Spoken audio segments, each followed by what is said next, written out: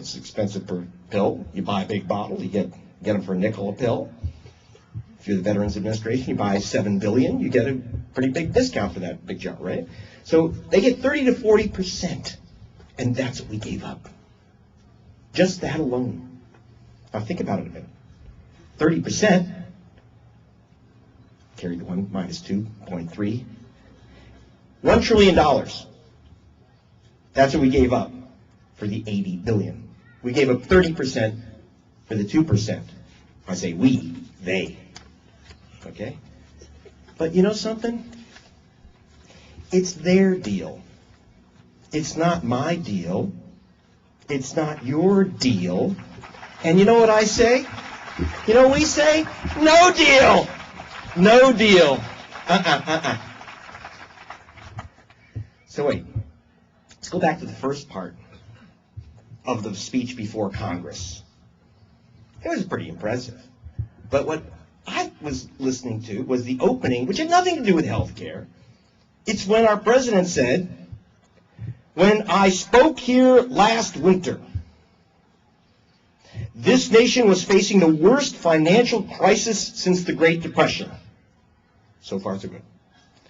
"But thanks to our bold and decisive actions we took, I can stand here and say we have pulled this economy back from the brink." Wow. I was expecting then, I looked up above his head and was expecting to see that banner unfurl, "Mission accomplished."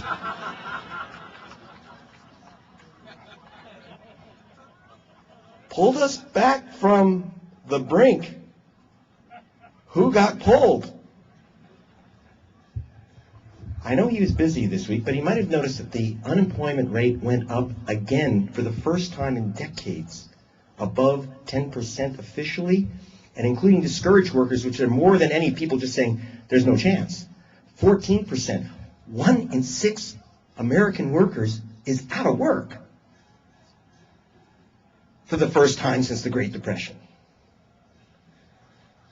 So then who was pulled back from the brink? Whose economy was that? Well, I know, yeah, the market's up 40% since January. Okay. Goldman Sachs's profits and the bonuses are back up. Now, I know that they were pulled from the brink, but I know who wasn't pulled from the brink, and it's Robert Pratt. Robert Pratt. Now, he's a guy who lives in 8 Mile, above Detroit. UAW worker. He's got 5 kids. He used to have 6, but his 6th young son was shot dead in his backyard by a stray bullet. Nice neighborhood. He's lost his son, and now he's going to lose his home to sharks, predators. Wild beasts have taken over 8 Mile. 4 homes have been destroyed by these animals known as Bank of America and Countrywide. It's Countrywide Mortgage Unit. You'll meet Pratt in my film, Palast Investigates. Last year, though, Robert Pratt had hope, because he heard the Pope of Hope say, you can use that line, I will, this quote, "I will put a 3-month moratorium on foreclosures. Yes, we can." But no, he didn't. The result is that while Goldman was dancing back from the brink, 2 million more families, 2 million, have gone into foreclosure. Now there is a program, a voluntary program for Bank of America. Notice it was involuntary when they took our money out of our pockets and handed it to Bank of America. That was involuntary. So we made an involuntary contribution. Now Bank of America was asked to tithe a bit and voluntarily put a moratorium on foreclosures and renegotiate those. And they voluntarily continued foreclosure proceedings on 90% of the homes in the process. Now, I know. If you've all listened to Fox TV and CBS, Pratt is a loser. He's losing his home? Hey, he didn't deserve the loan. No. See, that's the line. Pratt got what's called a subprime loan. And I want you to guess his color, but first I'm going to give you this information.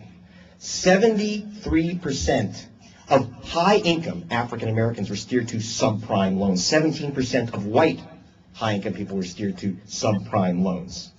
See, there's certain people who are subprime. We know what they are. Let me explain what that is. You need to understand it. What it means is that, for example, they typically would start out at 4%, as in Pratt's case, 4% interest. 4 or 5% is reasonable. $200,000, you pay $955 a month. That's a quarter of your income. 2 years later, inside the document, page 12, you're not even allowed time to look at it, and you can't challenge it. Suddenly, through some gobbledygook magic, even though interest rates are falling to nothing, the interest rates on the loan go up to 9%. Now you're paying $1,609 a month, or nearly half your disposable income, and you're living in the family Toyota. Robert Pratt got a home he could afford until his interest rates exploded on him. Until his interest rates exploded. And he said, there's got to be a law. What? Can you do that? Yeah, there's a law. There's a law in Wisconsin. There's a law in New York. There's a law in almost every state against predatory loans, otherwise loan. This is known as loan sharking. It's against the law until George Bush. His FDIC issued an order, an edict,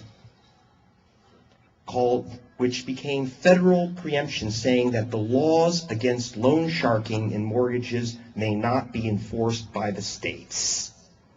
Nice guy. So is anyone challenging it? Well, almost. One brilliant lawyer, one great elected official and lawyer, put together a team of all the attorneys generals of the United States, bipartisan, every one of them. They're about to file the biggest class action lawsuit in American history to stop predatory lending across the United States of America. Thank you, Elliot Spitzer, on Valentine's Day, the day before he was going to announce the suit. Well, the suit was caught in a zipper. That wasn't by accident, by the way.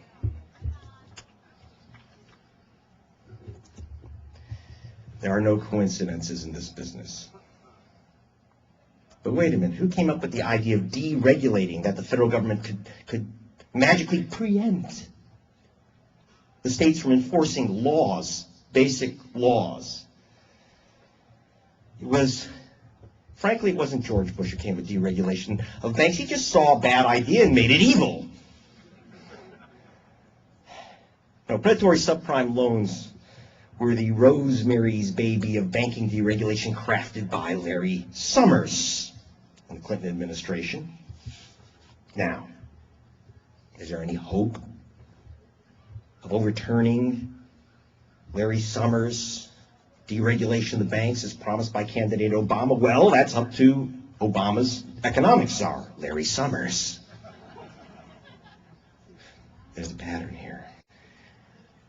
So what do? Well, we burn down the banks. But wait. See, wait just a second.